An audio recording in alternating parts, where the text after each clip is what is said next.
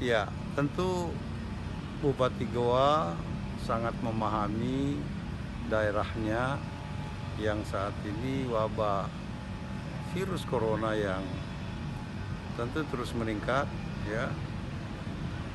Dengan PSBB ini mudah-mudahan ini bisa memberikan kesadaran kepada seluruh masyarakat untuk lebih banyak berdiam diri di rumah jika tidak ada hal yang lebih penting.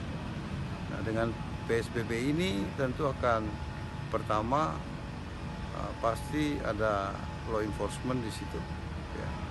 Jadi siapapun yang melanggar ketentuan yang sudah kita tetapkan, ya pasti ada punishmentnya, ya. Nah, oleh karena itu saya berharap bahwa penerapan PSBB ini betul-betul jalan terakhir untuk memotong rantai penularan COVID-19.